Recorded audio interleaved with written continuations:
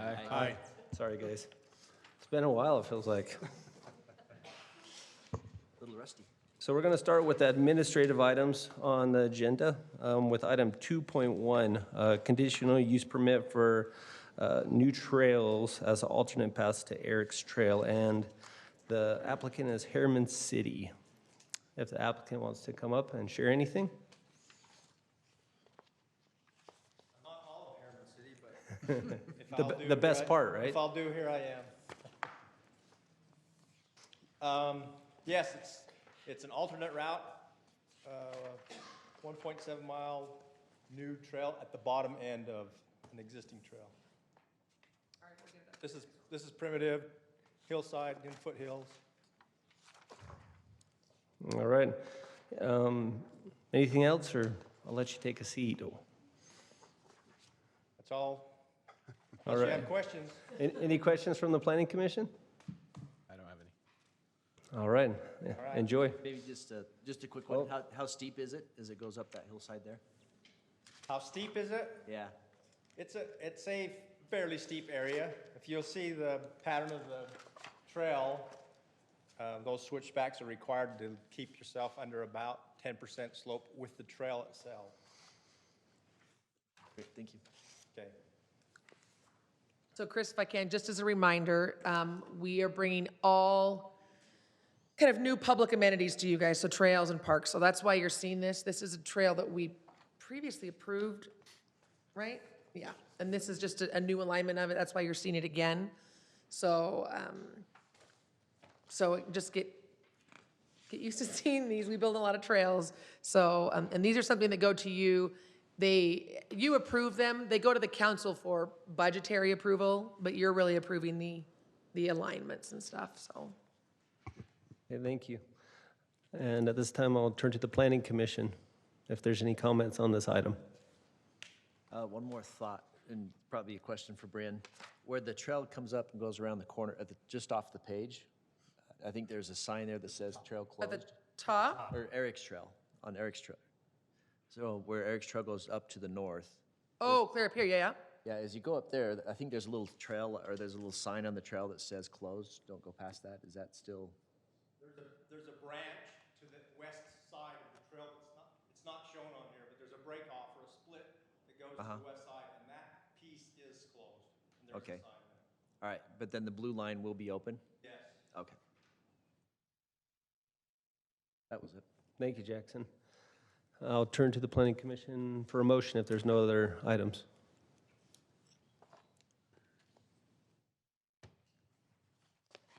Why are you looking at me? Fine, I'll make the motion. You got to.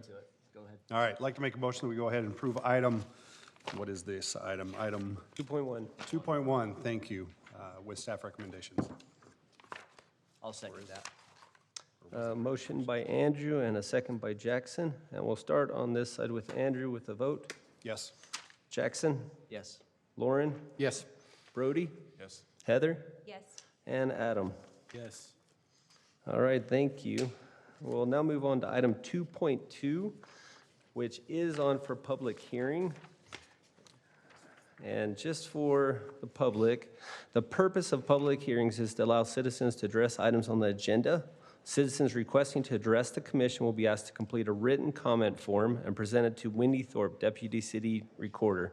In general, we will allow an individual 2 minutes to address the commission. A spokesperson recognized as representing group in attendance may be allowed up to 5 minutes. And this policy applies to all public hearings. So we'll turn to item 2.2, which is a preliminary plot for a one-lot subdivision for Harriman Elementary, and ask the applicant to come up.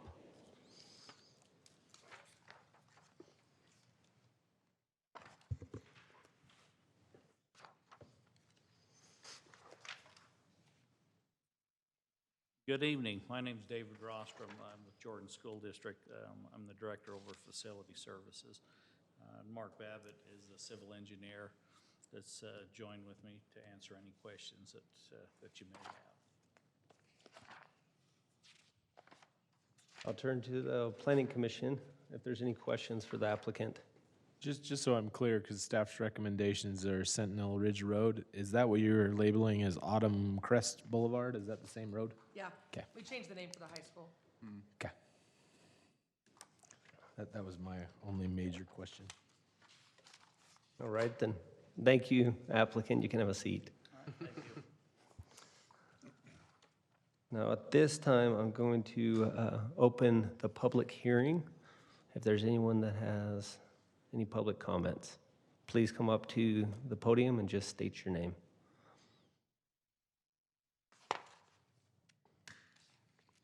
At this time, I'll close the public comment, and I'll turn to the Planning Commission if there's any additional comments.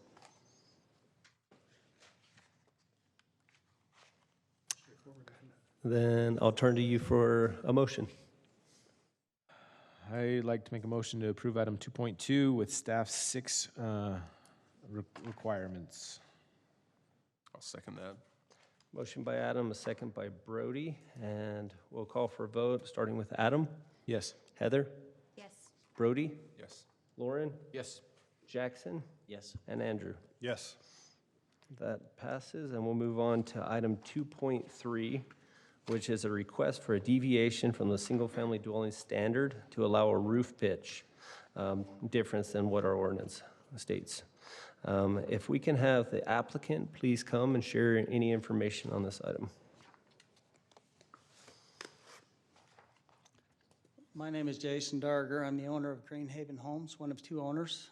I'm also a developer of 3 developments, Range East, Caballo Cove, and Windburn subdivision, which is where the homes have been being built of these design standards. So we've actually built 6 of these homes that have been approved before we found out that there was an ordinance prohibiting them. So I would love to challenge the ordinance, but we're just here for a variance. One of those homes that has been built was a Parade of Homes last year, which is my personal home. All of these homes are between $500,000 and $750,000, so they're not starter homes, which I think is why the 412s are usually done. I know there was some concerns about engineering. I built the same house plan across the street from my house to see how I wanted to change things possibly. Had a different pitch, had like an 812 pitch. I did the 412 pitch on my house, cost me about $7,000 extra in girder beams for engineering. So these are not cheaper to build. This particular home actually has close to 60% stone. Your ordinance is 40%, so that's a compensating factor. I hate to put on the application that we build a bigger eave, but these eaves are typically 24 inches to 30 inches for that prairie style look. You can see this, this house here is 30 inches. That's almost double the cost for soffit and fascia.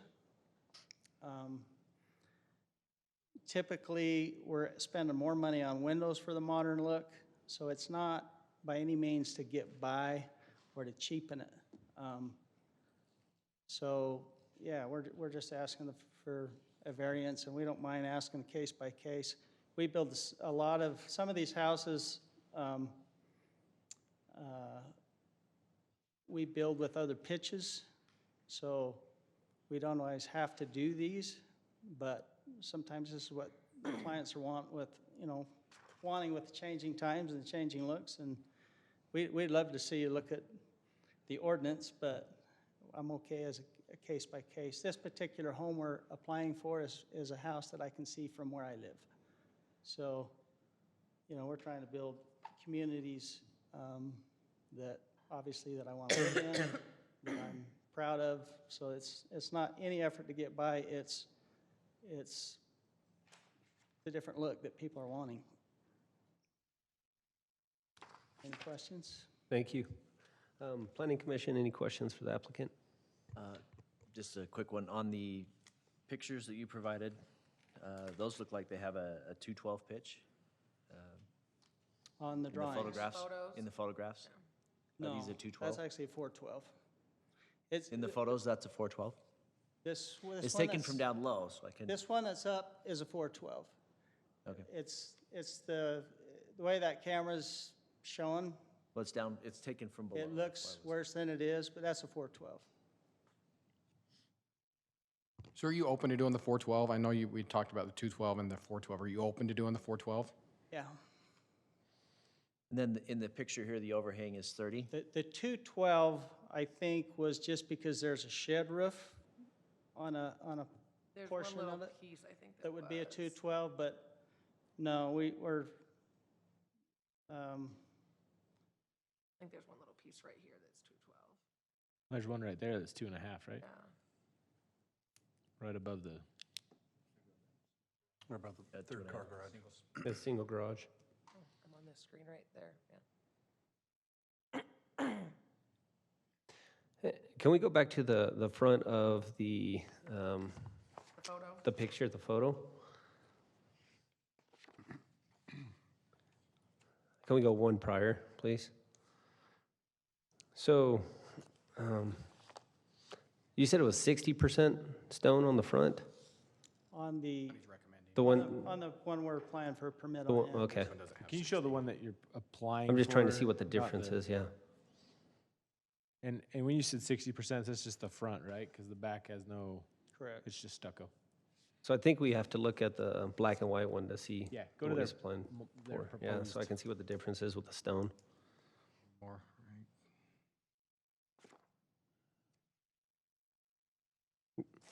Yeah, That brick on yeah, this one right here doesn't look like it's 60% on the front, and I might be missing something. I think the way that it's written is it says 60% excluding glass. Yeah. So because they have so many When windows you in put the the modern, glass they in there, get, it's they get probably quite a more bit. around 40%. And that's fair. If it's covering 60%, it's covering 60%. Can we look at the next picture? I think the next picture had the stone going all the way around the garage. I thought I saw a picture with the stone going around the garage. Yeah, they sent two different elevations, so I'm not sure which one they're wanting, but. Okay. So for me, at this time, because, and I said it in the work meeting, I think we need to Oh, this see one, yeah. more true details, like color scheme and all that stuff to support why we would deviate from our current standard, like actual show each elevation. I do believe you need more stone wrapped around the entire building to support deviating from our standard. I'm not saying that we do need to address this solution long-term, but I'm not a big fan of, and each builder has their unique styles, giving in one style for a different reason than another reason. And so I would prefer to have more, true labeling of what you're proposing, 412s all the way around, and these are the materials we'll be using, and this is the plan standard, so that when the next builder comes in, we can have this debate, and it's more of a standard process until we get our ordinance resolved. Because right now, and we've done this for some, somebody used a certain wood product that we'd never heard of before, and they brought in the material and shared that with us, and that was some of the justification for deviating, if I remember right. That was more of a modern style look. And they had I think he different talked about windows. enhanced windows and several different things. So I can't remember all of those. And maybe it's just my eyes, but those on the plans don't look like 30 inches. They look like more traditional style overhangs. So maybe it's just my ability of not seeing dimensions or something, but it doesn't. That's going to be some of my questions here in a second. It doesn't look like, I hear what you're saying, and I appreciate what you're saying. Show us on the plans. Got it. So I've got a couple of questions. Well, I guess first of all, which one is your preferred elevation that you want for this house? 'Cause there's two of The them here. preferred one is the one on the screen now. This one? So Okay. it's the same house with two different elevations, not knowing what the issue was. I mean, I don't know who brought up the question, why do we even have a 412 ordinance? We weren't sure where the pushback was, so we presented two options. If we need to do the other option, that's fine. But, we weren't sure at what point to start with, so, But this is your preferred one, the one that's showing right now? yeah. What are the other roofs? Are those 412s? Or are they all 2.5 to 12? The others are 412s when you. They look steeper, but I'm just asking. That front to back is, I can't even see measurements myself. On the I bottom believe one there, that's it at says least 412. Yeah. It says What are all 412 on of the back shed side. roofs 2.5 to 12? That's kind of my point. Or I can't tell if the two that are sloping to the left are steeper than the one sloping to the right, because they do look steeper, and that's my question.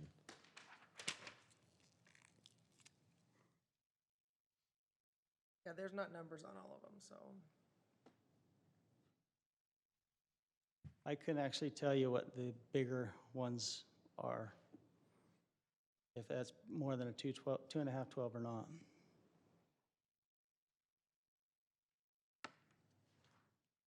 So I guess for me, just labeling what your betterments are on the plans, showing us the materials, the colors, and what you really want to build. And then we can start to discuss why that supports a justification to deviate from the standard. And I'll just tell you, in the past, like window upgraded glass, I can't even remember the window upgraded glass, something to do with the type Like of. the garage door was different too. Yes, special Higher kind of quality. garage door. I don't even remember all, yeah. I do remember yeah, that one had wow. stone wrapped, the entire face was, like the entire thing was stone. And I will And I point out, thought it was wrapped around the whole building as well in this is a certain, corner lot, so. yes, it tied into certain other aesthetics that justified the deviation. And so this being a corner lot, you have two sides that are facing the streets, which makes a difference as well. And so we'll want that side view that's facing the other street. But I think this body really is looking at it from the perspective of, we want to be able to make a list of why this deviation is appropriate. And that's really what we're trying to establish. Because if everyone comes in wanting deviation, we need a reason why these are deviating. I do like your reason that you've said, but I'd like to see it on the plans, 30-inch overhangs, things like that help. And it is a very nice product. To answer your questions about blinds, there is a solution. Hunter Douglas I has agree. a honeycomb blind that I don't open or close my blinds, they're remote. They're done off the internet or on a schedule, but they just slide up and down. You know, that might Very be a nice. betterment. We're going to have this. I'm just kidding. But it's a solution that we need to address. So. I like Does this help you? elevation and design. Yeah, we can get some specifics on this. I mean, this, and the garage doors are typically just drawn by the architects. They're not always followed. This particular one would be very expensive, and you know, if we come back, I would propose something like that. I mean, you can see in And I those think that's what pictures, we're those are looking what for. we've done. That's what we're looking for, so. And that That's would be a exactly what you're compensating doing. feature that we could then, Yeah. you know, Because you made it a nicer door, it's another reason why we would support it. yeah. What's that? If you showed that you're making a nicer door, that would be another reason to support why we can deviate from our standard. Okay, my question for you is to come back at this process. I mean, we're trying to get a permit and get a hole in the ground, obviously. So what time frame are we looking at to be able to resubmit and have this looked at? It depends on your time frame to get us the information. You get us the information, then we'll get you on the next agenda. I mean, if we Which get the would information. be, We're always the first and The third. first Thursday. First and of third next month. Thursday. okay. Okay, Yeah, we can June do that. 1st? June 6th, is that the next meeting? Yeah. So, Thank you. we appreciate it, thank you. So before anything else, did I hear correctly that there have been other homes built that have not, so, that have not come to the commission then and all been approved? So what's happening with that? We, go for it. Go for it. So we have, as you can appreciate, we are an overwhelmed staff. We process so many building permits in our city that we have been relying on the builders and the developers to honor the agreements. They have been providing letters of approval, and in anticipation of hiring another full-time planner in our office, we have started checking those plans to see if they are compliant with our standards. And we're starting to find that they're not always compliant. So I guess, So I think a number of things have just come through the process where they've said, we're compliant, and we've accepted their word on that. Right. And found out that that wasn't And I the case. appreciate that. I mean, I understand Yeah. this situation you're in. I guess more of my question is now what with those homes? Is Right. there something a process that we need to do to approve those officially, or is there something They've for already received compensating? their And they received a building permits permit and approval, occupancies, yeah. so Probably probably have their not. C of O as well. Is there certain builders that we could maybe bring back to make sure they understand that in the future? No, it's been all over the place. Okay. So we've been sending the message back to the development community saying, we're watching, we're bringing on staff specifically to do this. And so they're starting to get the message. We have a lot of developments when they have HOAs or they have, their own architectural review and they submit their approval with their building permit. We still check what we check, but we don't check all the architectural stuff if they have approved it. And yeah, we have started checking it and we're finding things. Good. across the That's board, why we do so it, right? it's- Trust but verify. Perfect. Thank you, Bryn. So I'll turn to the planning commission. Sounds like this may be continued, but I'll turn to you for a motion. I move to continue item 2.3 without date. Motion The by Adam applicant to get all of the requirements we discussed. I'll second that. and a second by Andrew. So I'll start with this side. Andrew? Yes. Jackson? I've got a few more comments. Oh, I'm so sorry. I'm so sorry. So maybe I'll jump to. We'll take a step back and if you want to make. Step back just a second, sorry. So my first thought, we go back one, Bryn, where we have the double pitch. Is that the one you wanted, or? No, we're the double pitch roof, not the shed roof. Oh, I don't know which one Yeah, there we go. that one? So on the double pitch, this one here, this is one that I have the most problem with, so I'm actually happy to hear that it's not his first choice. I would say that if you're going to go a prairie style, we need to have, like a 36-inch overhang and maybe even a 312 pitch, because then you really do start to look like a prairie style. And this is kind of halfway between and just, doesn't, so, I would almost say, let's go to a 512 pitch if you're going to do a double pitch. So so on this one, We should honor the typology. If Right. that's really what we're doing. we Right, should exactly. Strengthen that. Yeah, but if it's going to go prairie style, and I think it has some real potential as prairie style. Right. Yeah, but as a, so I think we just, like Mike just said, honoring the typology is a good thing there that would help this and then, I think having if we were to go that way on future houses, if you're doing the double pitch, stick with the 512. Or I would say, don't go halfway. I would say go for a 312. Really get that prairie style. Have them, have it go out 3 feet. Have them, have the big overhang so that it really makes that statement. But I'm glad to hear that this particular one is going towards the single pit or the shed roof. And so I think these are nice here. The lower overhang might go just a slight bit longer, but it doesn't need to be.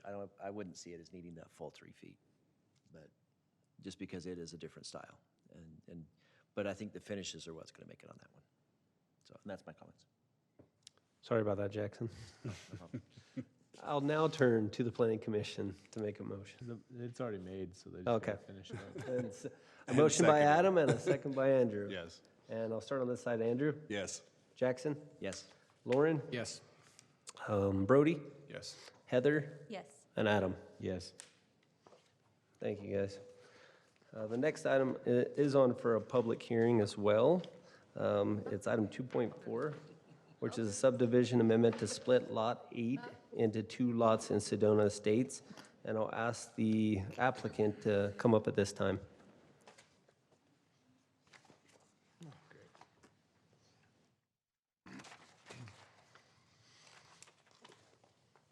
Larry Jacobson. Hey, Larry, do you have any other items to share on top of what you've already submitted? No, I guess the reason I wanted to do this is originally I kept 1 acre out of this little subdivision, and I had some horses in there. Thought we could maintain the horses, and the horses didn't do very well with the neighbors in the neighborhood, especially on the 4th of July, 24th of July, and the fireworks. And it wasn't large enough for the horses, so got rid of the horses, and I have quite a bit of equipment. I'm in the construction business, and I guess the way the property's I figured it'd be good to keep it to put my equipment on, but since there is a road down the side and I have to cross the road to get in, it's just not working very well. So I think the best use of this property would be for me to subdivide it off into a building lot in the back and go get another piece of property for my equipment and my stuff and make this subdivision be finished up. I think it would be a nice way to finish this subdivision up with putting that lot there and finishing the larger lot up with some fence, with some vinyl fencing, and then just make the subdivision completed rather than leaving one large lot in it. All right, thank you. If, any other remarks on this? So I'll start the public hearing, and we may call you back up for questions after. Okay. All right, thank you. At this time, I'll open the public hearing, if there's any remarks.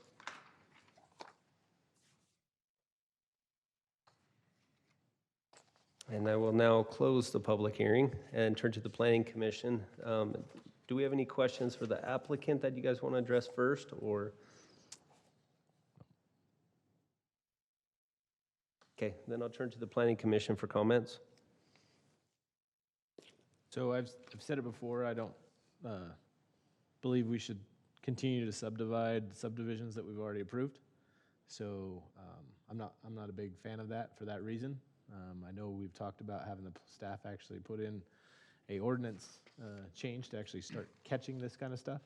I understand that plans change, but I know that people buy for certain reasons, and I think it's fair to the landowners to ensure that that's covered that way. So I'm not a fan of this type of development just because of that fact. I totally understand that things change, but I don't think we should continue to carve off little subdivisions within the subdivision.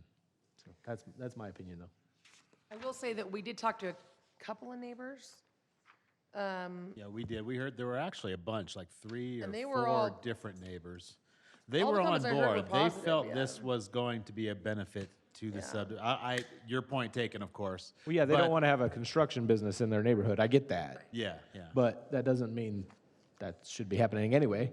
But this is also a little along the lines that the Planning Commission had brought up in the past. Now, I know, you're right, there's nothing to change about the fact that this is already on a platted subdivision. But short of that, though, we had talked about making it to where in the 8.25 zone, normally you would need about 1.12 acres before you could subdivide. Correct. We had talked about possibly initiating a policy where we would allow 1 acre parcels to still be eligible for subdivision. Again, now, this is already in a subdivision. Correct. So that remains, no question about it. And that's why, to me, when this was brought up, and I can't remember the exact discussion, but things like this, when we have it now, that's part of the negotiation of why you're willing to accept the 0.25 acres on lot 2, on other lots. That's why you're willing to accept some of the balance.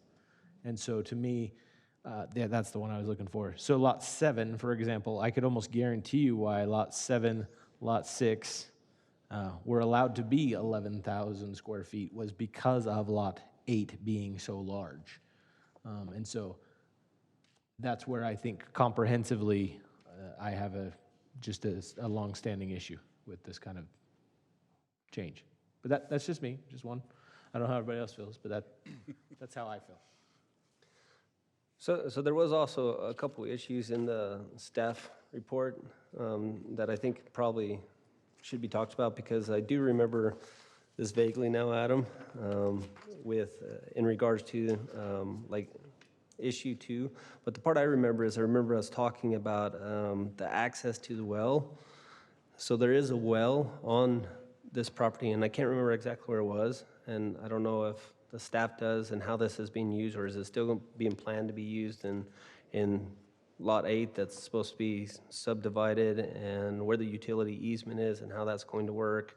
And then also drainage, which was issue 3 that was brought up by the staff. And so I do think we may want to address that, or if there's any remarks from the Planning Commission or thoughts on that as well.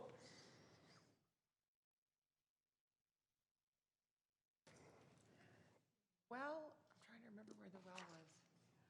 I thought the well was in the back. I remember the well conversation. I can tell you. And Larry can probably tell. Yeah, Larry, if you want to come up. No. I just want to make sure. Okay, Larry, if you want to come back up. I just wanted them to finish what they were talking about before you started answering questions. So if there was more, we could address them all at the same time. Yeah, originally, when this subdivision was proposed, I'll address the well first. The property just to the north is the Lucas's property. It's the big 1 acre lot in the back here. At that time, that piece of property was not in Harriman City. It was still in Salt Lake County. They shared a well with me, and the well is located about where it says lot number 8 on the property. They, when we initially started the subdivision, they were tied onto the well, but since they weren't part of the city was not going to allow them to connect to the water, to the city water. Then the annexation took place with the Danzies and gobbled them up and put them into the city. So now that they were in Harriman City, they had access to the city water, and they hooked into the city water. So the well is not an issue anymore to have an easement back to them. So they are disconnected from the well, and they are tied into city water. So Larry, originally, did you have lot 1A, which was this subdivision we're saying, lot 1B, which was next door, and lot 2, which was in the back? Were those all under your control at one time? You mean lot 8? The reason lot 8 is so big was when we originally had tried to do it, we were going to put a detention pond in the back where the lot that I'm subdividing off. No, what I'm actually saying is before this subdivision, the way that this plat looks like, was there an original subdivision that was lot 1A, 1B, and 2? Correct. This was a 5 acre parcel originally when it was in Salt Lake County. So then you did subdivide again lot 1A into these 8 lots. Yeah, that was subdivided when it became into Harriman City. That's fair. Okay. Yeah, I get where Adam's coming from. I know it doesn't really change the, I guess, subdivision by, I guess, breaking off lot 8 into lot 9. So that's kind of what I'm looking for and looking at. And I think aesthetically, I think that having another lot actually fits better. I think we have a lack of lots that size in the city right now. I don't have a problem with this. I mean, I understand, again, Adam, where you're... No, I totally agree. I just remember this now as I think about it more. This is one I made, when Blade Hamilton, this was his last motion. It was. Because him and I got in a debate on this subdivision, to be honest. Chris knows what I'm talking about on that one. I do. It was split votes, too. And also, just if I remember right, at the back, just so everybody can kind of go back one slide, the lot 5 is where I believe they've had the fence problem, deeming front yard versus side yard neighbors, is my guess. Fair, Bryn? That's from our other, yes. From other discussions. Now I recognize. So what I'm saying is, and the applicant kind of gave it to me, we've subdivided, this property's been subdivided several times. And that's why I really think we need to create an ordinance to stop this type of thing. But that's just me. But I think at this point, we're looking at the current item. I don't disagree with you with the ordinance, but we need to see, based off of what we currently have, make a decision off of that. But I think the decision was back then that a maximum of 8 lots was allowed for the entire subdivision. If you look at the bottom, when Sedona was originally approved on August 21st, it said the commission voted to approve the subdivision with a maximum of 8 lots, not 9, 8. And so to me, we're deviating from our original motion. So I still stand with that motion. Are there any other questions for the applicant while he's up here? I don't have any. And maybe engineering, because I know this issue 3 is drainage, and maybe you can talk about that, or has that been talked about with this?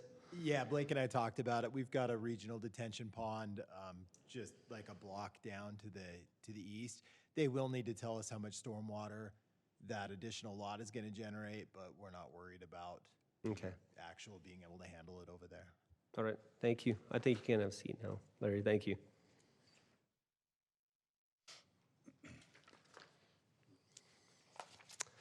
I'll turn to the Planning Commission. or thoughts before we make a motion? I think it enhances the subdivision, to be honest, to the, it's not weeds and other things back behind the house.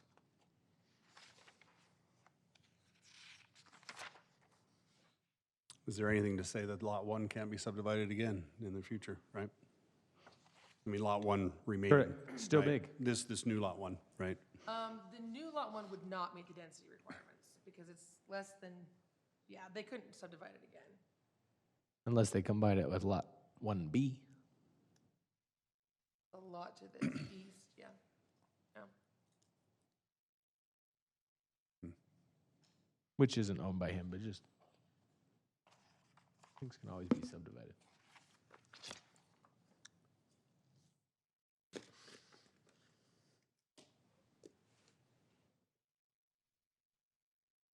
Yeah, I'll make a motion to approve item 2.4 if there's no other comments for the subdivision amendment to split Lot 8 to 2 lots. And I'll second it.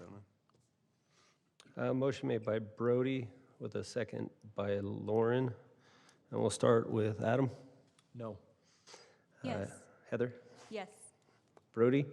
Yes. Lauren. Yes. Jackson. Yes. And Andrew. No. And so that does pass with a split vote of 4-2. We'll now move on to item 2.5. This is a request for a conditional use permit for a preliminary site plan for Anthem. It's commercial lot 204. Is the applicant present? You're already up here. You're ready to go home. I'm ready to go. I'm ready to go. Welcome back. I'm Chris Williams from JCW's. Mo Myers from Think is not able to be here since he previously arranged to help his family in Houston, so I will do the best I can. Thank you. Now, are there any other comments on top of what you've already shared with us? No, there's some confusion, but I think we'll address that, so I'll answer Okay. your questions and we'll go from there. All right. I'll turn to the Planning Commission if you have any questions for the applicant. Is there an anticipated tenant yet then for this? We've had several interests, nothing firm yet. A Little Caesar's Pizza, haircut shop, and possibly an optical shop, but nothing concrete yet. So are you looking at multiple tenants then in this unit, or is there, what's the? Yeah, what we're looking for is low-volume tenants. If they're, you know, the whole purpose of this is to provide more parking to the JCWs there, and to create. Yes, we need it. Thank you, thank you. So the developer kind of backed me into a corner because he was proposing to put a building right up against our property line, which would have been adverse to the flow, and so we purchased it, and so here we are. Okay. So it could be multiple, could be one, it's still to be determined. We I feel guess. less is more right now. Yeah, So, you've already got enough yeah. traffic in the area. Ideally, if we had a coffee shop or some kind of use that was in the morning and tailed off in the afternoon and was not there in the evening, that would be perfect. Right. The footprint and the parking that they're showing is obviously gonna kind of control itself, right? They really can't do anything larger square footage just based on the amount of parking that they have. And like you said, he doesn't want to give up all his parking either, so he's, yeah. Yeah, it looks like a drive-through option as There's a well. drive-through, and obviously any building would come back to you to see elevations and stuff like that. Yeah, our hope is to get the parking lot in, and down the road, we'll worry about the building. Very good. Glad to see you're doing well, though. Thank you. We're very blessed. We've been overwhelmed to be honest with you. So we're getting a handle on it, but we did 3 times the volume we anticipated, and that's kind of hard to handle. Well, we're sorry about that. I'll take a lot of blame for that. A lot of it probably us, so we're good. We're not going to do a vote on how many of us have been there. No, we're not doing that vote. But are there any other questions for the applicant at this time? I will let you take a seat. Thank you. And then we'll turn to the Planning Commission if there's any items to address on this, or we can look at making a motion. I move to make a motion on item 2.5. 2.5 with staff's 16 requirements I'll second to that. approve. To approve. Sorry. How did I say it? Motion by Adam with a second by Jackson. And we'll start on this side with Andrew. Yes. Jackson? Yes. Lauren? Yes. Brody? Yes. Heather? Yes. And Adam. Yes. Thank you so much. Thank you. You too. We'll now move on to item 2.6, which is conditional use permit for two planned center signs for Harriman on the corner commercial subdivision. And we'll turn to the applicant.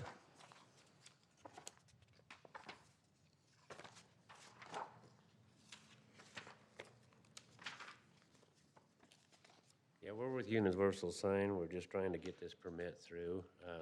We went off of the existing signs on 5600 West to pretty much match these signs that were proposed to match up with the, you know, the environment and everything that's down there right now. So the drawings are in, everything that we thought we needed, all the specs, everything's set up, everything will be matched. We've got a list of the items that we have to abide by, including the rock or the, you know, whatever matches the building for the base of the sign, and then colors to match the building itself. So architecturally, they look, you know, really good compared to what's on both of them.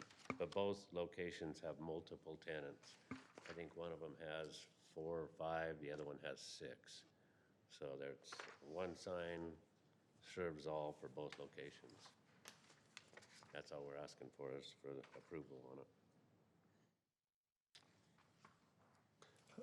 Thank you. Are there any questions for the applicant?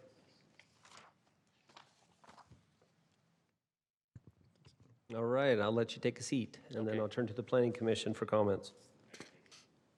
Or to make a motion.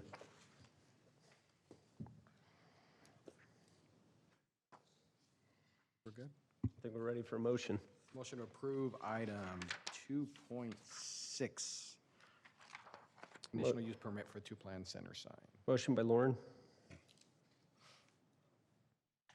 I'll second with the staff recommendations. and a second by Andrew.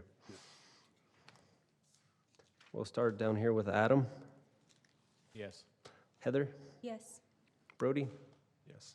Lauren? Yes. Jackson? Yes. And Andrew. Yes.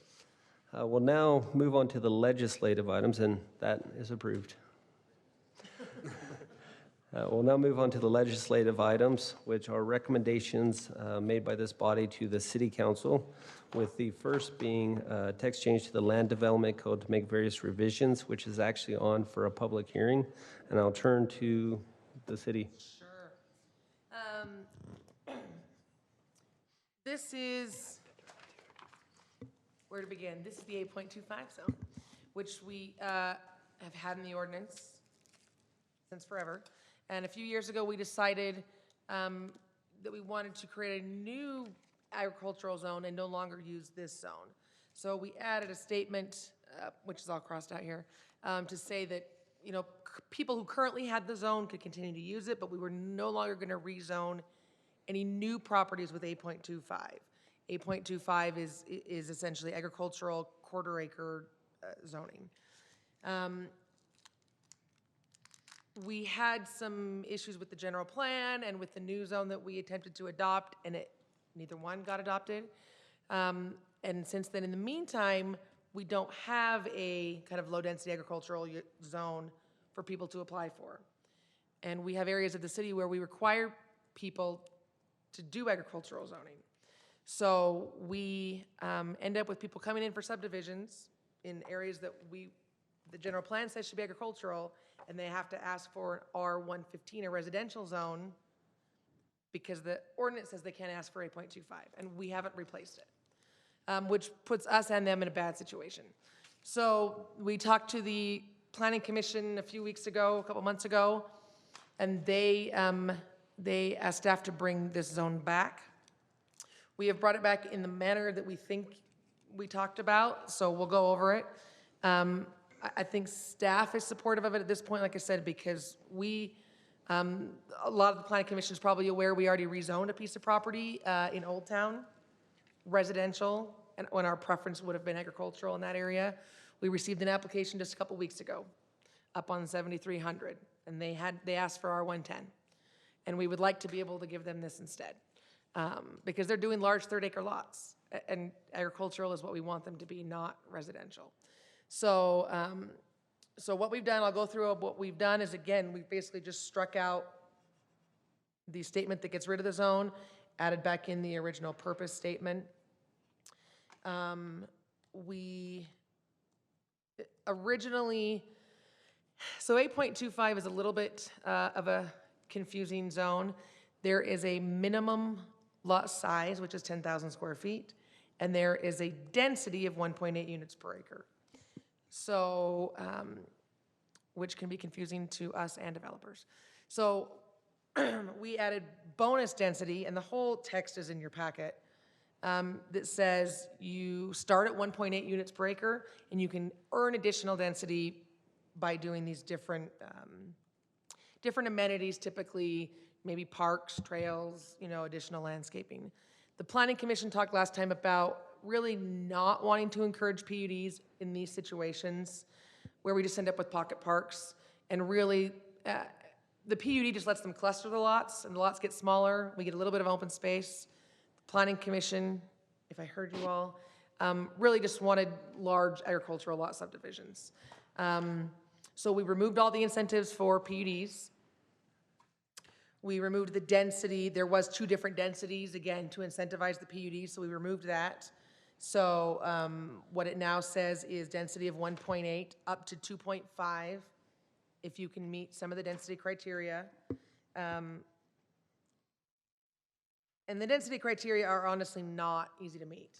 So most people, and some of you know this, the ones we have done have rarely got above 2.1, 2.2 units per acre probably, which is about 11,000, 12,000 square foot lots. That's the lot size that I know that you guys are really encouraging, that we've been looking for. So again, it's a pretty simple text change, brings back the zone, puts the density cap, removes basically any mention of a PUD.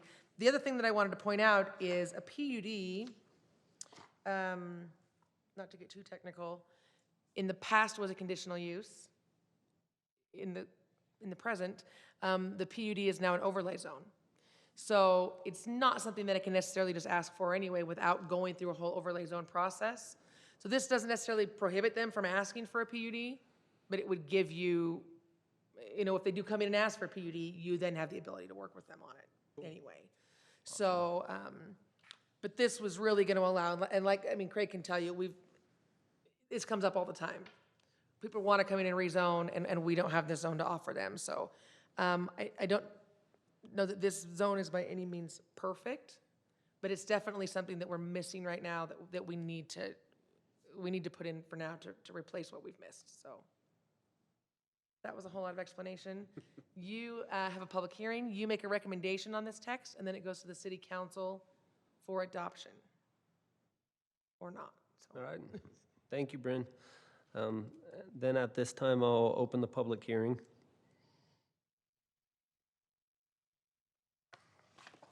And I will close the public hearing at this time and turn to the Planning Commission for any questions. So I'll be honest, I love this. My issue is the issue we just had. If we approve it right now, people can come in and do just what they did. And I just want to highlight, go to the next page. So the reason why this one's such a sore subject is I actually agreed that we should tie it to a lower density. And the density that we could have happen is somebody could go in, be very smart about it, get the density, say they're going to make big lots, which if you look at the score, they will get points. And then time can evolve and do just what we just did with the last subdivision that we approved. So I think we should totally do this, but I think at a bigger risk, if we approve it right now, we open up the potential that other subdivisions can come do exactly what we just did. So to me, I think we need to get that fixed first. Because, and I totally get that subdivision has changed. I totally understand that the intent has changed. But the purpose of 8.25 is for animal use. It is for bigger lots. It is for, that's why they don't want to use the R zone, is because then you can entice people to have, you can't have animals in Rs. You can't have them in 8.25s. My concern is somebody goes in with the idea of, hey, I'm going to develop this smartly because I can't afford anything else. I'm going to develop it myself, and I'm going to eventually be able to sell off my lot to my kid, which kudos for them. They thought ahead. But my concern is we bought into that density as a whole, and 5 years could pass, and we end up with that same scenario we just ran into. So I think we need the other thing first to ensure that this doesn't open up a snowball effect, because land values are so high right now. I believe people will get smart and creative, just like we had on 6400 West with that mess until we removed flag lots. A lot of you don't remember that, but basically, when the city was originally founded, they went through 6400 West and said, we want to subdivide these all into 1 acre lots. Some of them were 8.5, so they could develop, they could cut them in half if they did flag lots. So basically, 6400 West went from 15 homes on 64 to potentially 30, and it was going like every meeting happening. Yeah. Luckily, some of them, they had dedicated too much right away, so they couldn't actually do it. Yeah, we even had one, I remember, that bought a neighbor lot to do that specifically. Exactly. That was They the only bought reason why 2 they bought lots it. to subdivide into Only reason 3. why they bought it. And so that's my concern, is that as time proceeds, without the bigger subdivision change thing, we could really start to see people get creative, which changes the dynamic of what we master planned as a community. I think it's a valid point. How do we protect these subdivisions or these developments when down the road there's the ability for them to change what that subdivision was? Well, I'll say, on the Sedona one we just did, I don't remember if that one was done under the density criteria or not. I think it was before. It was before, which caused us. It kind of brought it about, To be right? honest, so you all know, Yeah. basically it got between me and Blade and I were arguing, and we said we need to come up with a density Yeah. standard. And then Blade quit right after that because he was so frustrated with how much stuff had changed. Yeah. Because we weren't going towards the lower density stuff. We capped it at 8. The landowner could have got it 11, and now they basically settled at 9. Yeah. He didn't like that we were settling at 8. We should have settled lower. That's why, that's the whole story behind that. The So- subdivisions that we have approved since then with the density criteria, we've been able to tie to that criteria. But we did the same thing on that one, though, is we tied it to a number of lots. We did tie that one to And a number of lots. You're not, I and don't, we yeah, I just agree with you. overrode that. And I that's agree my with you. concern is future planning commissioners, I'm not gonna do this for the rest of my life. I wanna make sure, And future staff. exactly, I wanna make sure that the city goes the way that the vision was planned and that we be smart about it. And I think we're starting to get to where financially people can get creative and get around our regulations. And that is the concern I have with this stuff, is when you buy into a community, all my lots in my neighborhood, they bought in with 8.25. I know, knowing what I know right now, there is my 2 neighbor lots that happen to have half-acre lots. I could go buy their homes right now and split them into 4 lots if we approve it just like this, with nobody being able to stop that change. Now, they probably wouldn't do that, but if you, They've tried. they will, and they're going to. They will try. Because they that's how have you get your asked house paid off. It's happened. life. But we need to make sure that that's protected. So I have no issue with what's in this text, but I worry if we approve it right now, we haven't resolved the bigger problem. It puts a house in someone else's backyard. Correct. That's almost what it does. Because anybody who wants to come over, I will show you. There's a bunch of half acres right along. Brent knows exactly what I'm talking about. They're right along Old Harriman. They're half acres. They were originally put in there to buffer Old Harriman, okay? That was the purpose. I remember when the motion after was, I bought it after, so I went and looked at the motion. That was the motion that they used to buffer. Now they're gonna come in. They could easily, overnight, it was originally tied to a master density, just go in and just pop Well, those let into me- quarter acres. Anybody who's currently zoned 8.25, which a lot of them are, already could do that. Correct. I mean, which is they already why- get to use this zone. Which is why I've been concerned about this for a while. So that doesn't stop anybody who currently has the zone. But we now have amplified it, is what I was trying to This say. does allow new people to come in and ask for it. And if I'm next to a zone, and this is where I'm thinking out by Jerry Walker, where the brothers and stuff have already subdivided off half-acre pieces to their kids, there is areas next to other places that you could go 8.25 and peel off extra lots. Changing the zoning slightly. There are Kind of. there are things we can do and there are things we can't do.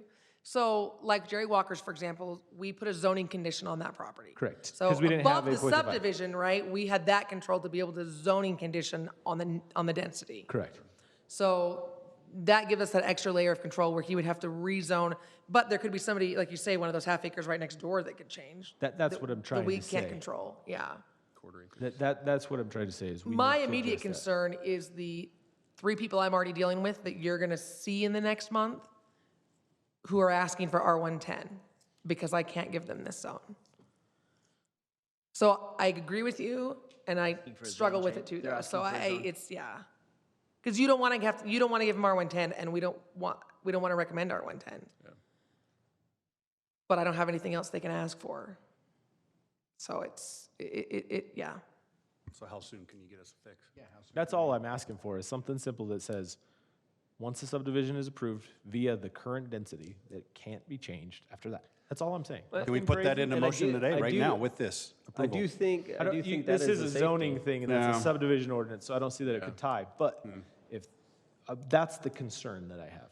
I have no But it is issue. a density thing and that's what this is the density that I think you're talking about. So We still have a lot of holes in Harriman where people can move in thinking that it is something, and it can change very, very drastically because of the holes we have. And that is not fair to the future people moving in, to those future landowners. Or the current Or ones? the people in And I do think at the end of the meeting to be able to have additional comments from the planning commission on recommendations to the city council and starting to prepare or plan or try to go in the direction of ordinances in this nature or something that protects the city, needs to get a little louder.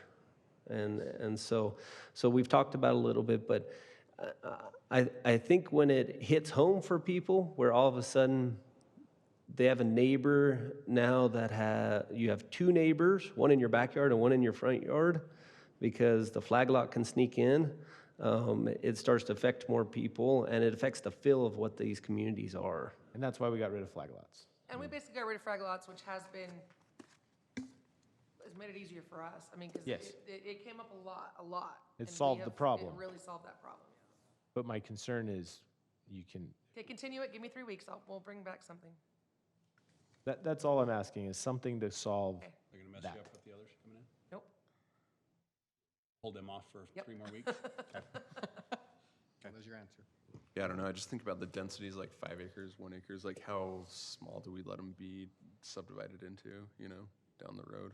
Well, you heard that last gentleman, there has been, if you bought next to that last landowner, he has subdivided his property 4 times.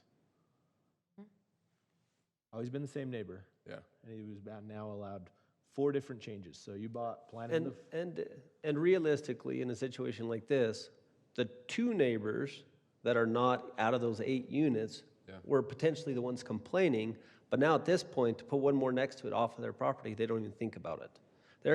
They may have been complaining that I have a 3-acre lot, and now you have these little lots. Well, but they especially if have- he's running a business out of it, so which the is a fill code just enforcement keeps issue. So changing. that's my point. That's the problem. I don't know anybody that would say, yeah, I'll take a house over a dump truck out of my backyard. Yeah. Exactly. But in reality, if That we were shouldn't be enforcing there. that wouldn't have been an issue. I wonder Yeah. if the story would change. We have a nice, normal, standard residential home on a big lot. Are you comfortable with that splitting? I could almost guarantee you everybody would raise their hand and say, no, I don't want another house. But yes, which one's the lesser of the 2 annoyings? Exactly. And that's why I think you didn't get any of them here, is because it was, yeah, I don't want that happening. Dump trucks and all the construction stuff. I mean, one of the neighbors we've talked to so many times because of their fence that we know which lot it is. That they can't put a fence in their front yard because they're trying to build that nice RV shed for his toys or whatever. They've been in almost every fencing discussion we've ever had.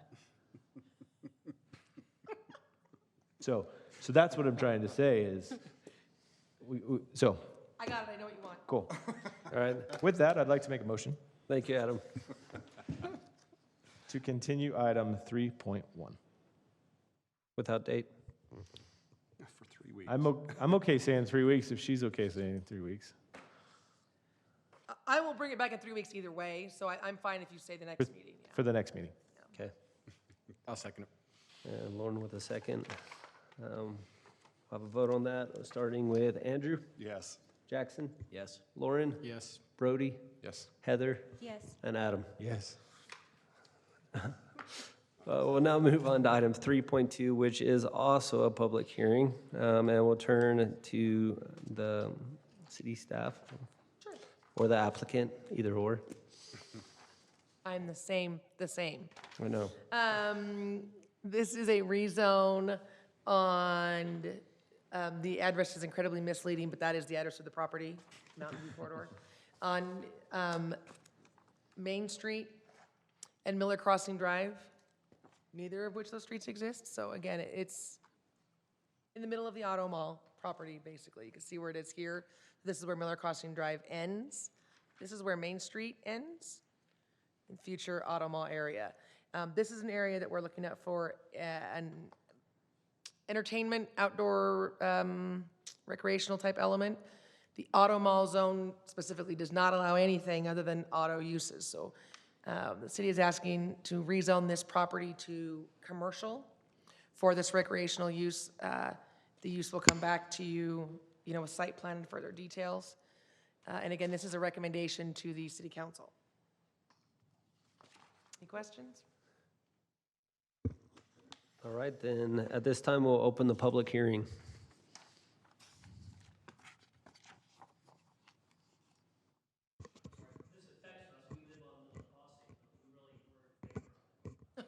If you'd like to make a public comment, you can come up to the podium. If you don't want to, you can stay seated. It's up to you. My name is David Burkell. This is my wife Cheryl back here. We just moved into the neighborhood on 5214 Miller Crossing Drive. Welcome to Herman. Thank you. We just moved from, after a long time in West Jordan. And while I support having the auto mall because I understand the tax base that will generate for the city is very good, I also see that with the families that are moving in and stuff, we need something like this in that general area. So my wife and I are very supportive. We were expecting the developer, we were at the community meeting, and we were told the developer would be here today to kind of show us more of what was going to be there, so we're a little disappointed at that, but we are in support of this development, it being rezoned to to allow for this kind of development in that area.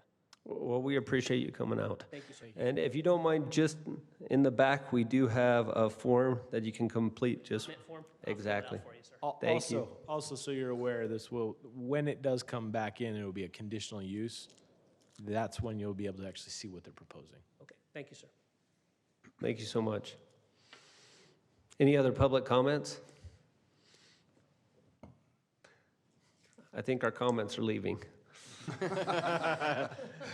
Thank you, guys. At this time, I'll close the public hearing and I'll turn to the Planning Commission. Well, I'll have a few comments. All right. Thank you, Jackson. As far as, I think it's a downgrade to drop the auto mall and go down to the entertainment. I think the only piece that's a redeeming value is as long as the city owns it, there's some control over it. And so, or it's as long as the city owns the property. And I don't know if there's a way to tie the zoning to that property, to say that if it ever gets sold, it reverts to auto mall. This is recommendation to the city council, so I think it's probably something we can recommend to them, that this is an idea we think would be worthwhile long-term. That if anybody ever sells it, or if the city ever sells it, it reverts to auto mall, and then that. Well, the purpose of them selling it is so they can sell it to a developer to become that zone, and Right. that's contingent upon the sale. Right. So I think it would be wise to tie it to, if that landowner changes the use, Yeah, it there you go. resorts back to C2, is what I would say. It resorts back to auto mall. That's why the city's pushing it so fast, is so that they can actually try and sell this, and that's a a contingency upon the sale of that property is what Gordon said earlier. Once property is zoned, it's zoned, and we can't, we couldn't automatically go back to something else. Could we do a ZC that says it only can be Yeah. for recreation and Yeah. entertainment and indoor? That's That kind of would what I would pretty much recommend limit it. too. That would pretty much limit it, that's all it can be. Yeah, because otherwise they'd use the other zoning that it has C2 and do something that's allowed in that zone, right? Yeah, like the cannabis stuff. If I Talk may, about your Maybe recreation we need to zone. define what we mean by recreation and entertainment, but. if I may, in addition to considering a zoning condition that would specify the land use for this property, you could also express a recommendation or the thoughts of the commission. I don't know if you unilaterally feel the same way as was expressed by Commissioner Ferguson, but you could certainly convey any, feelings you have on what you think about the future of that property. Because there will likely be some type of agreement, as was implied by Gordon Hay earlier in our work session tonight. Could we put a zoning condition that will enforce I'm just kidding, code enforcement issues? I just worry that we're making the next 49th Street Galleria. So, I'll be honest, I'll be straight up with you. I actually hope that's what we are doing. We're just fixing it. Because I think that use was a huge community builder for a long period of time. Bad access, yeah. I spent many time. Exactly. spent- So that's what, I'll be honest, that's what I'm hoping. Once the enforcement issues happen is when it went the other direction. And I think we still have plenty of acreage for the auto mall. I think there's still a viability for the auto mall there. I think this is a great aspect that could come to this area that, I'm right across the street. I could walk there. I'm there. I'm buying a membership already, so whatever it is. Well, and you also, we do have other Roller areas skating that it ring. Roller could skating. expand to the other side of Mountain View, potentially the auto mall, if it was that big a deal. It's a smaller piece, so that has a different frontage. So to me, I think there's solutions, and this might be a draw to bring more people to the city, which might buy more cars than just cars. Yeah, I personally think it'll actually enhance the auto mall zone. Agreed. Provide other use for that. But I do agree tying it to the zoning condition. I agree. So if you want to recommend a zoning condition, let me make a suggestion. Okay. There is, in your staff report, it talks about recreation and entertainment indoor. There's also a category in the ordinance that's recreation and entertainment outdoor. I would probably do both, because there will, I think, be elements of indoor and outdoor in this type of use, and we want to make sure we don't limit it, so.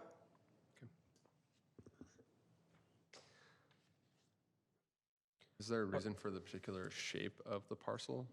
That's what we own. Okay. Is that correct? It's what? That's what we own. This There's a is. topography No, issue. we own all of the auto mall property. Oh, So the shape, I will be honest, is changing just a little bit. It's where the road is. So the Miller Crossing comes from here, and then we have a point where it has to, our intersection with Mountain View. So, and there's a sewer line that's been installed there. So the road actually comes up and then it kind of curves over. That's why, It will that's change a why little Gordon bit was from talking this. about, that there will be something from that road to the creek. And then on that side of the, In so the on that future. side of the road, north, there'll be another use up here, yeah. okay. So the shape will be slightly different probably by the time it sees the council in 2 weeks, because we are just working on the exact road alignment. So Bryn, I'm all in favor of zoning condition in the direction that the planning commission is wanting to recommend to the city council. The only question I have is I don't want to place so many limitations on it that it causes it to where it's difficult for some purposes that would be helpful in that area. And so I don't know if there's other indoor, outdoor recreation is sort of what you defined it as or whatever, but are there others that need to be in that category that we're not really thinking about? You know, you can recommend the ZC. Like Gordon told you in the meeting, the city's putting a deed restriction on it when we sell it, that it has to be that use. So I think they're covering it that way also. So I'm not concerned with Okay. the zoning condition, because it's already being covered under the deed restriction as well. So we're really just recommending something that they're trying to do with a deed restriction anyway. They're trying to do it anyway, yeah. Okay. And if honestly, once you make a recommendation, if it goes to the council and Gordon has some different then they can tweak the zoning condition at the time if they need to. How are the deed restrictions enforced? To all the property. Yeah, just through contracts.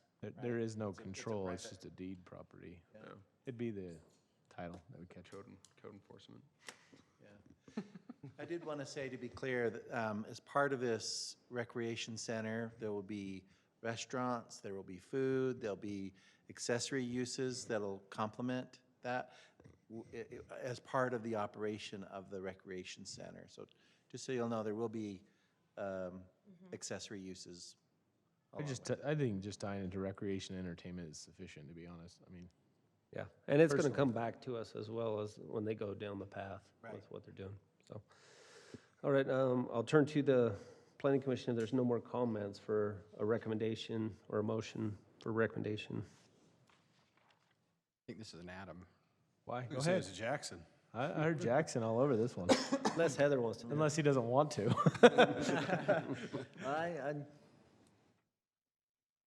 I'm still leaning towards maybe just a no, so I might just Well, then I'll do put it. a motion for somebody else.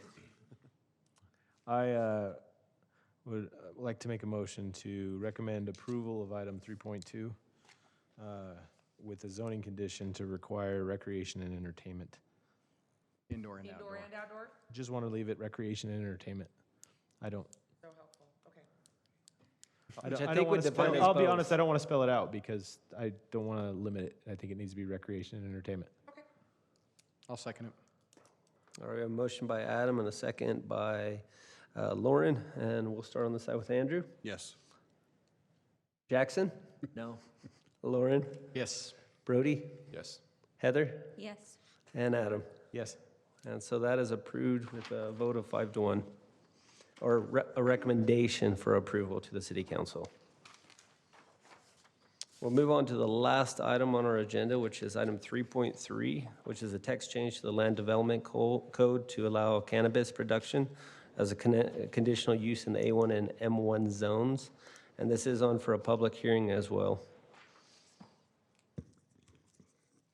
I'll turn to Bryn, city staff.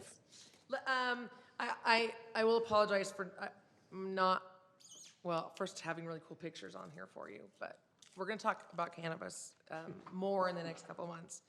But just as a reminder, the legislature passed this year the Cannabis Production Act, which is all in your staff report, and specifically requires the city to provide in an agricultural zone and an industrial zone to allow for cannabis production. And since we have those zones, we have to allow it. So we are showing a couple different things right now. First, definition. We're keeping it very straightforward, which is refer to the state statute. And then again, as a conditional use in A1 and in M1. One of our agricultural zones, we figured A1 was probably the preferred, since we have a lot of subdivisions zoned 8.25. And M1, which is our industrial zone. Hey, that might solve the subdivision problem we were facing, right? You know, that could be a whole, yeah. So again, this, we are obviously not recommending that you make any kind of decision on this tonight. We would like to bring back some standards. I included the West Valley ordinance in your packet. They adopted that a couple months ago.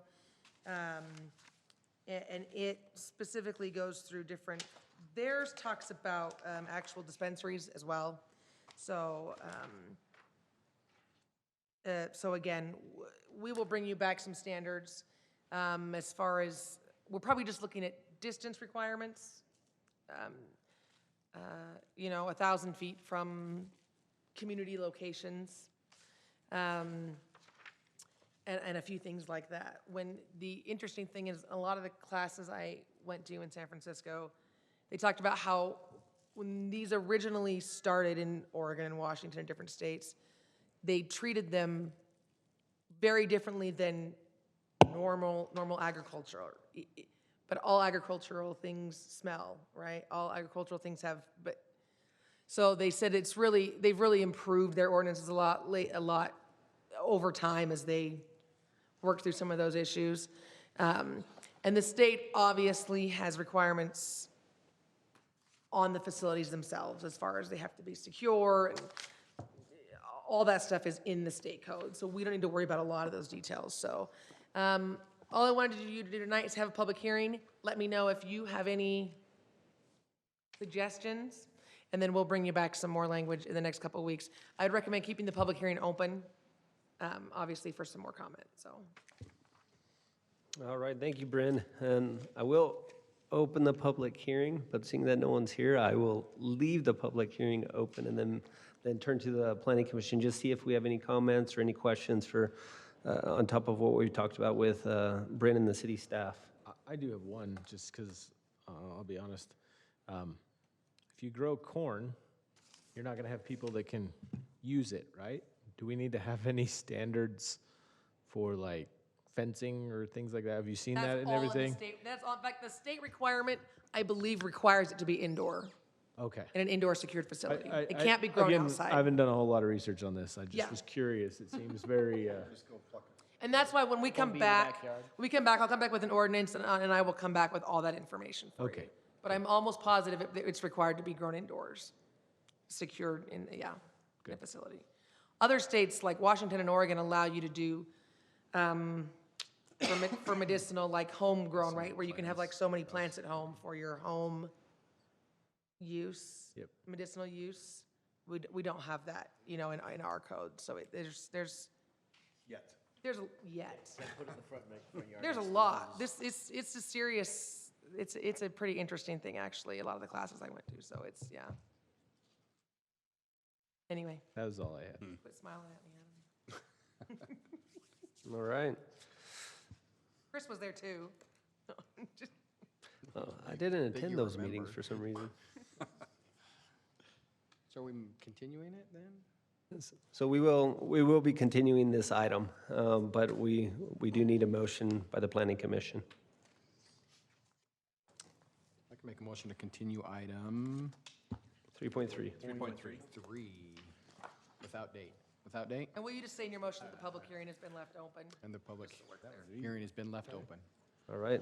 Thank you, Lauren. Is there anyone else that would like to second that? I'll second it.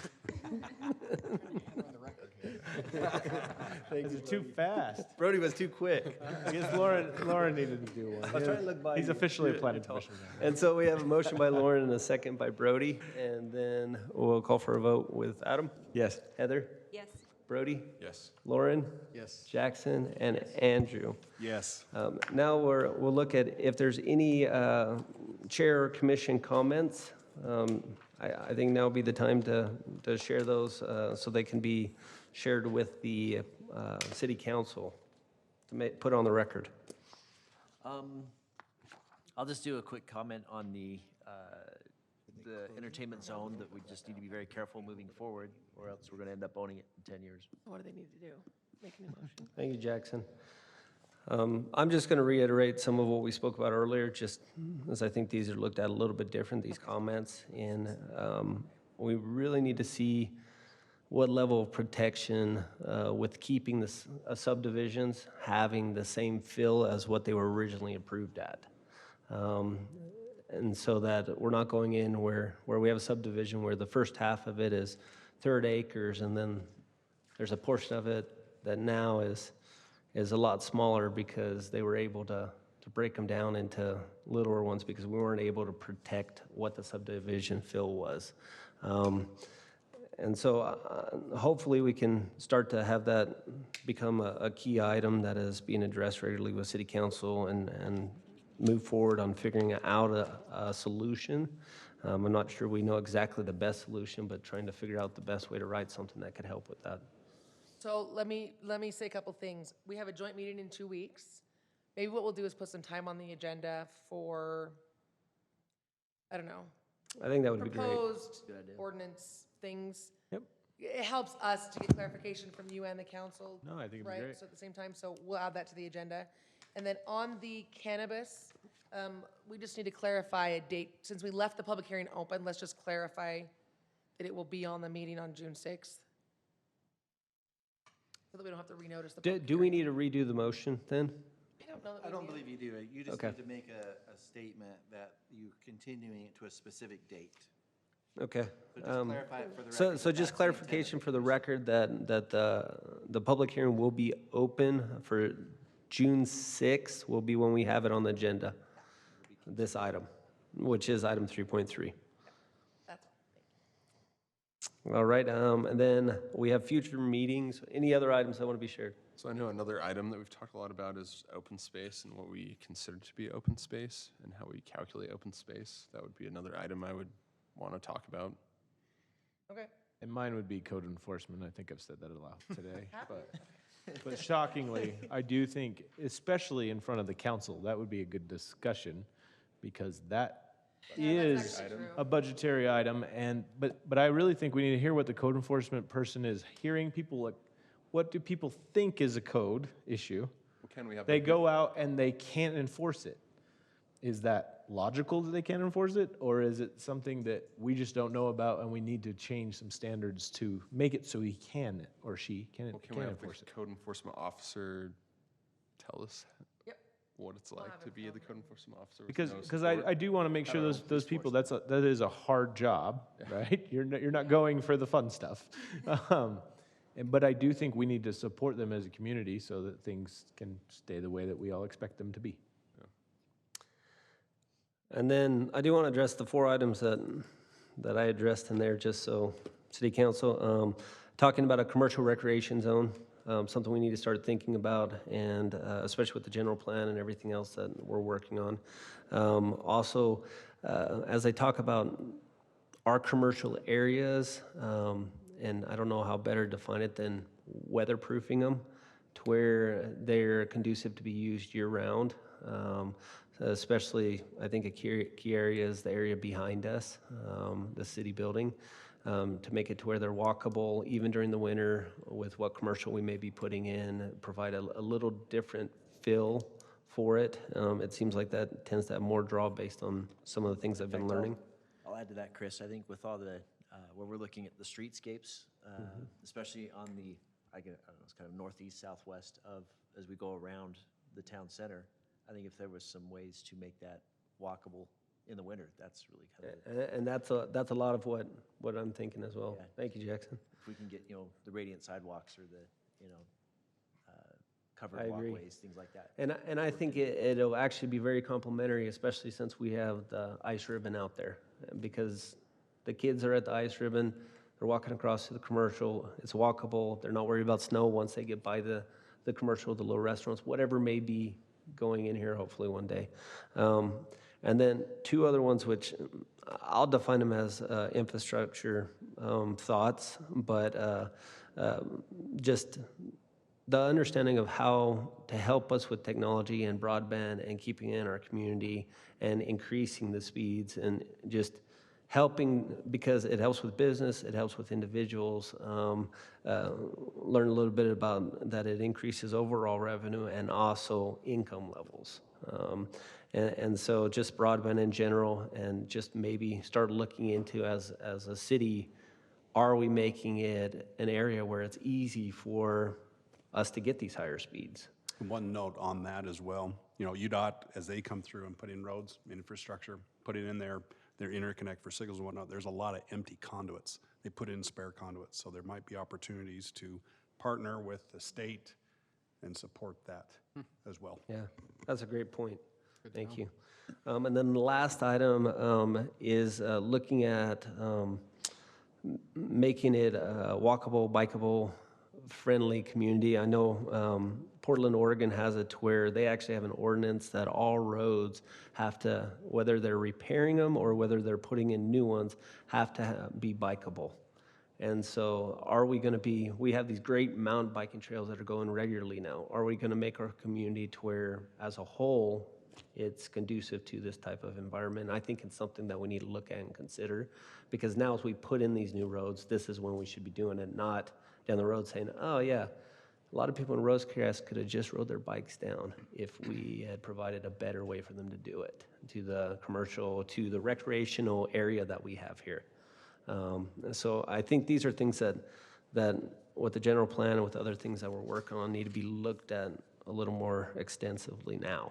Chris, I think adding that into commercial so that when you, been some of the people that go as a family to bike, there is nowhere to put your bikes. Yeah, and there are some in our solutions commercial, which were so very interesting. Coming up with solutions to enhance that for the community, to try and drive it towards that. Yeah. Yeah, I'll make a comment on that too. I think me and Lauren in the general plan meeting that we attended just talked with the consultant about making a master walkability plan so that when we approve subdivisions, it has those elements already almost required. You know, there's connectivity between subdivisions and commercial space. So we're not fighting for it. It's like, this is what our plan is for it. Expectation, Yeah. Because those are the ones that are successful, right? The ones that have good walkability, those are the ones that we've patterned the city after. Yep. So keep it going. Yep. Well, thank you so much, Planning Commission. Are there any other comments? Well, then, at this time, we have a city council meeting Wednesday, May 22nd, 2019 at 7 p.m. And then a joint planning commission city council meeting Wednesday, May 29th at 5:30. And then the next planning commission meeting after that will be Thursday, June 6th at 7 p.m.